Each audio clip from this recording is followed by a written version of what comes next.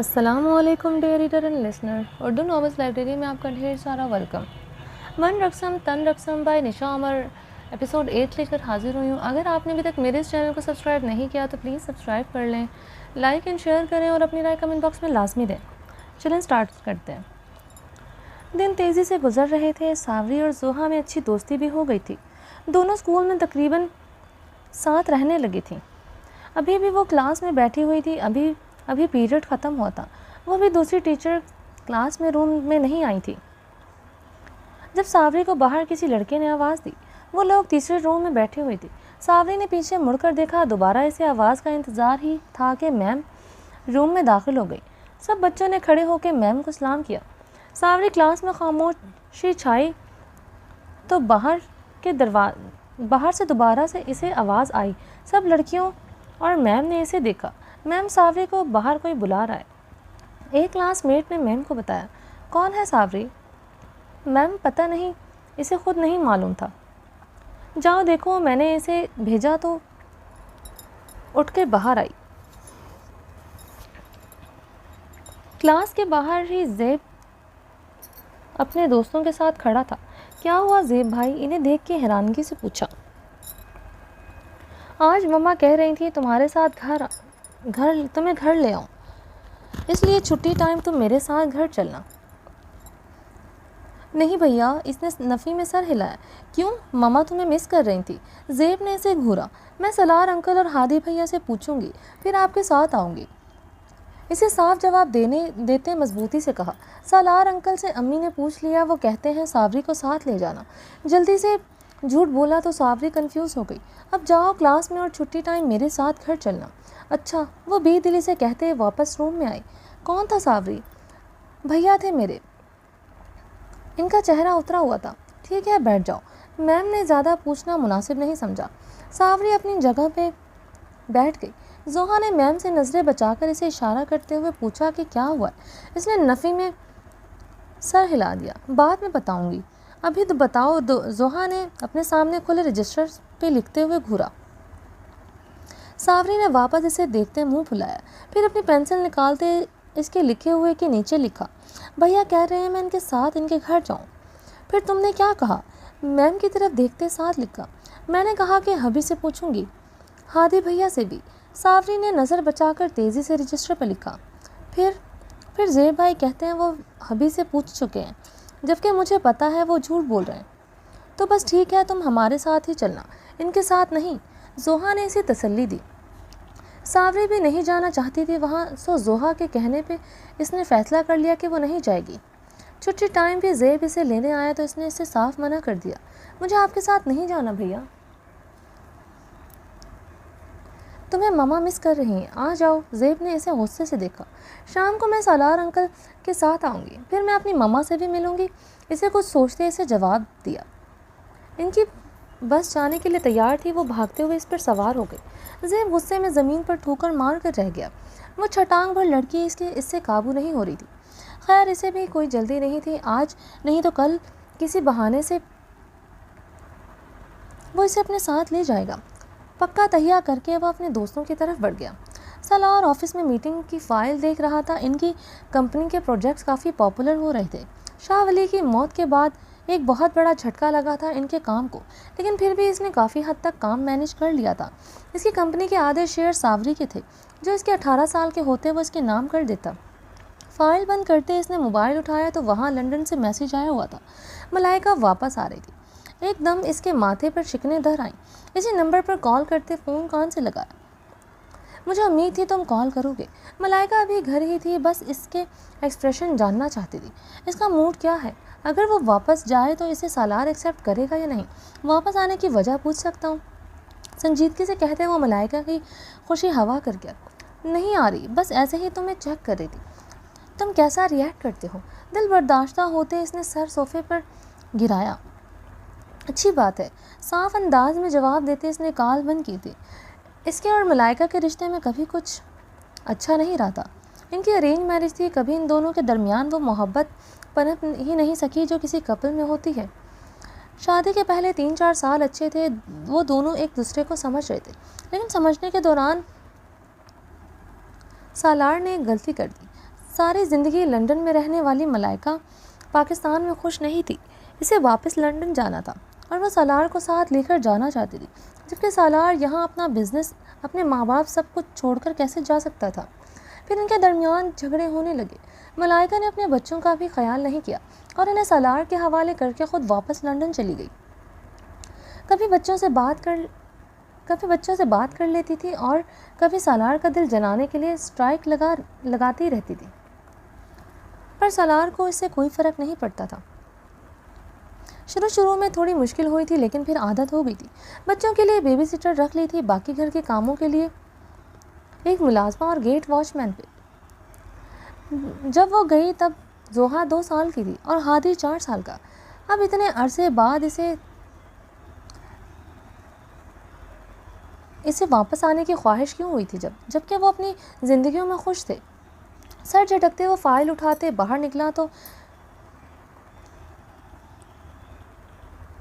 निकला तो पीएससी की तरफ आ रही थी। सर टाइम हो गया है, सब मीटिंग रूम में जमा है। इसे देखते बताया। सालार सर हिलाते इसके आगे आगे चलता मीटिंग रूम में दाखिल हो गया। वो बहुत कुछ पीछे छोड़ आया था, इसे वापस पीछे नहीं जाना था। घर आके वो लोग खाना खा के कुछ देर के लिए सो जाती थी। हादी अपने रूम में होता था, सावरी अपने रूम में और जोहा अपने रूम।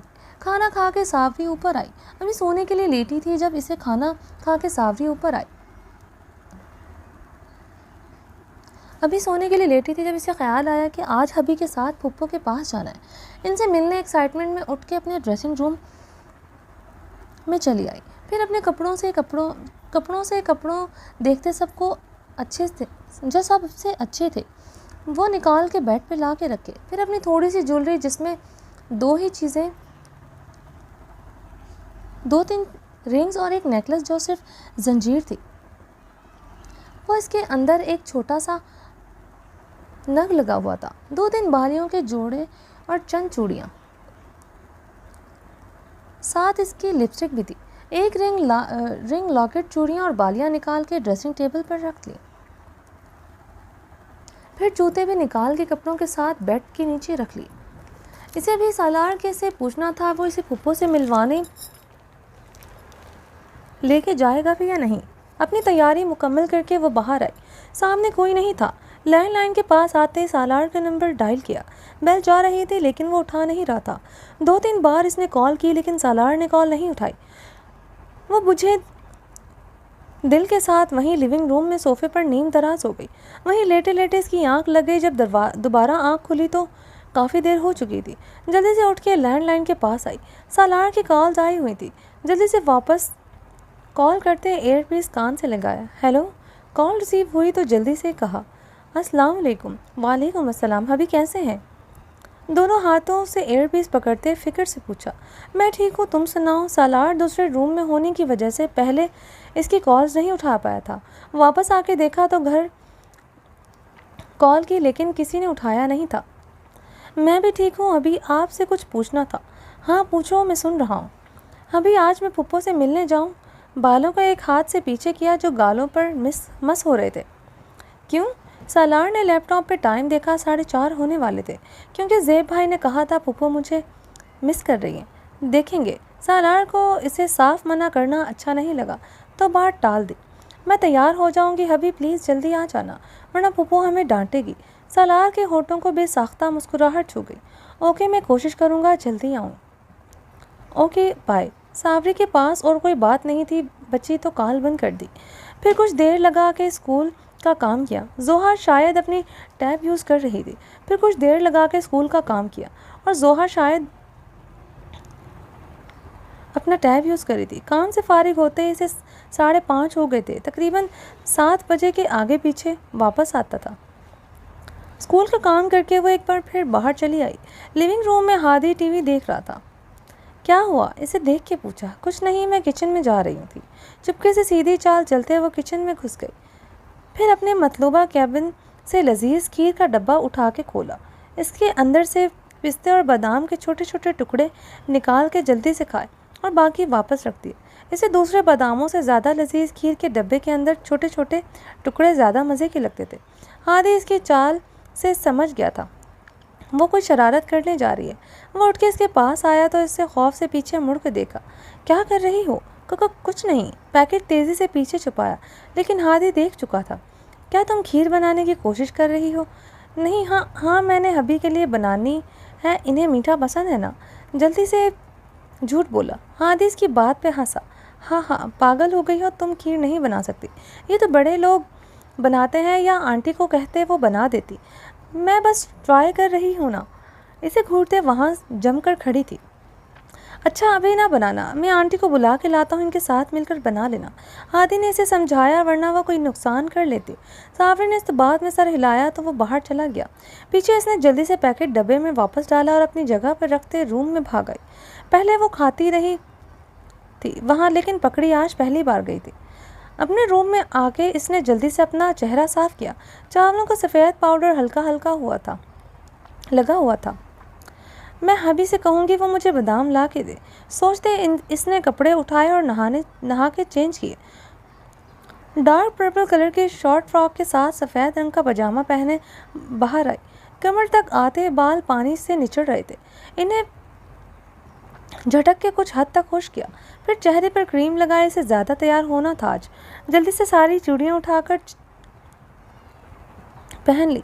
लॉकेट और बालियाँ साइड पे रखी, क्योंकि वो इसने सालार से पहनवानी थी। बालों को खुला छोड़ते खुश्क होने दिया। अलबत्ता इसने अपनी रेड लिपस्टिक उठा के अपने गुलाबी होठों की जीनत बनाई, जो हल्की साइडों पर भी बिखरी थी। सालार टाइम से थोड़ा पहले आ गया था। हादी और जोहान से मिलकर अपने रूम में आया। चेंज करके वो सावरी के रूम में आया तो वो बेड पर बैठी अपने कपड़ों से खेल रही थी। सावरी सालार ने इसे मतवज्जा किया तो वह जल्दी से उठकर इसके सामने आई। सालार वहीं मुजम्मद हो गया। बिखरे भीगे बाल और सुर्ख होंठ इसका ईमान डगमगाने के लिए काफ़ी थे। अभी मेरे बाल बना दें। सावरी ने इसके करीब आते हाथ पकड़ के अंदर खींचा। सालार किसी ट्रांस सी की कैफियत में इसके साथ अंदर आया। ये लें। इसने हेयर ब्रश उठाकर इसे पकड़ाया तो इसने खामोशी से पकड़ लिया। फिर वहीं खड़े खड़े इसके गीले बालों की ऊंची पोनी करके बना दी। ये भी बाल बनवाने के बाद इसने बालियां और लॉकेट इसके सामने किया। ये भी पहना दे। लॉकेट इसे पकड़ाया। सालार इसे मना नहीं कर पाया था। इसके हाथ से लॉकेट लेते इसकी सुराहीदार ऊंची गर्दन की जीनत बनाई। फिर बालियां पहनाते वो इसे अपनी सांसों का लम्स छोड़ रहा था। वो बेखबर खुशी से तैयार हो रही थी। चलें। जब वो फाइनली तैयार हो गई तो सालार को देखा। इसने इस बात में सर हिलाया। सालार सफ़ेद टी शर्ट और ट्राउज़र में था। वो कहीं जाने के लिए तैयार नहीं था, लेकिन सावरी के साथ बाहर निकल आया। सावरी अपना छोटा सा बैग साथ लिए हुए थी और अंदर इसकी छोटी सी लिपस्टिक भी रखी हुई थी। ग्रे आंखों की चमक देखने वाली थी। शहद रंग आंखों में इसे देख जो जज्बात जागे थे, अगर सावरी समझ सकती तो शायद आवाज़ खो देती। आपसे ज़ेब भाई ने पूछा था मुझे ले जाने के लिए? नहीं। इसने मजबूत हाथ स्टीयरिंग पे जमाते नफ़ी में सर हिलाया। फिर इन्होंने ऐसा क्यों कहा? वो मुझे साथ ले जाने के लिए आपकी इजाज़त दे दी है। वो परेशान हुई। झूठ बोला होगा। नहीं, वो सच में कह रहे थे। सालार ने इसका चेहरा देखा। वो अपनी मासूमियत समेत फिक्रमंदी से इसे देख रही थी। हम लोग तुम्हारी पुप्पो की तरफ नहीं जाएंगे, सालार ने इसे बताया। क्यों? फिर हम कहाँ जा रहे हैं? क्योंकि तुम्हारी पुप्पो तुम्हें मिस नहीं करती। अगर हाँ तुम्हें ममा से मिलना है तो वहाँ जा सकते। नहीं, बस ममा के पास भी नहीं जाना। फिर इसका मूड ही ख़राब हो गया। नहीं, बस नहीं जाना। सालार घर जाने के बजाय पार्क आया था। हर तरफ झूले और बच्चे खेलते इधर उधर जा रहे थे। मुझे झूलों पर बैठना अच्छा नहीं लगता। सालार ने गाड़ी रोकी तो सावरी ने मुंह फुलाया। क्यों? सब बच्चों को अच्छा लगता है, तुम्हें क्यों नहीं? सालार ने उतर के इसकी तरफ का दरवाज़ा खोला तो इसने अपना छोटा सा पर्स इसे पकड़ाया। फिर नीचे उतरी। झूले अच्छे होते हैं, लेकिन मुझे अच्छे नहीं लगते। इसका हाथ पकड़ते वो इसके साथ चलती अंदर आई। सालार ने एक जगह रुक के अपनी और इसकी टिकट ली। हॉरर हाउस चलें। पार्क के अंदर आते सावरी ने दूर से हॉरर हाउस को देखा तो सालार से पूछा। नहीं, वो बच्चों के लिए नहीं होता। वो बच्चों के लिए ही होता है। आपको क्या पता? हाँ, तुम तो दादी अम्मा हो ना। हाँ हो तो आपके बच्चों की मम्मा। हाँ तो सामने देखते मज़े से कहा तो सालार की बात पे खिल के मुस्कुराया।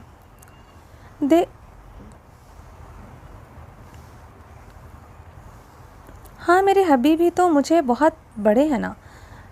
पास से गुजरते कपल को देखा, वो भी एक दूसरे का हाथ पकड़े चल रहे थे। सालार और सावरी ने पूरा घंटा मुख्तलिफ जगहें देखी थी।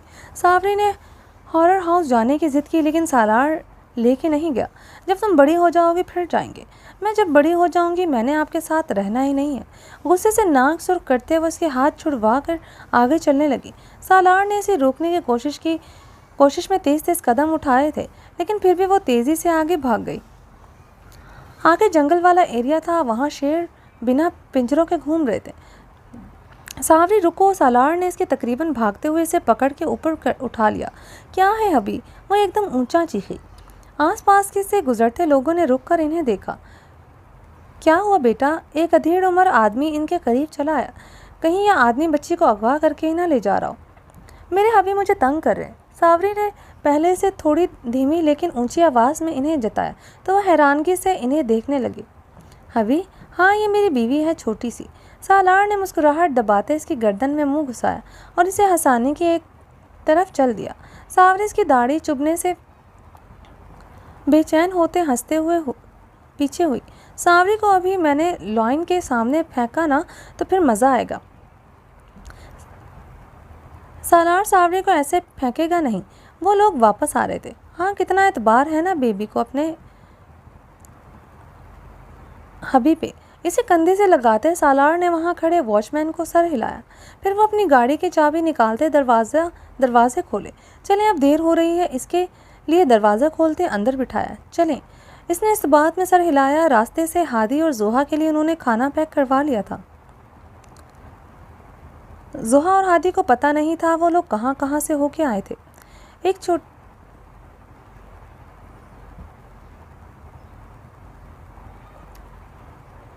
चलें जी, बाकी का नेक्स्ट एपिसोड में कंटिन्यू करेंगे। अगर आपने अभी तक मेरे इस चैनल को सब्सक्राइब नहीं किया तो प्लीज़ सब्सक्राइब कर लें, लाइक एंड शेयर करें और अपनी राय कमेंट बॉक्स में लाजमी दें। चलें जी, अपना ढेर सारा ख्याल रखिएगा। अल्लाह हाफ़िज़।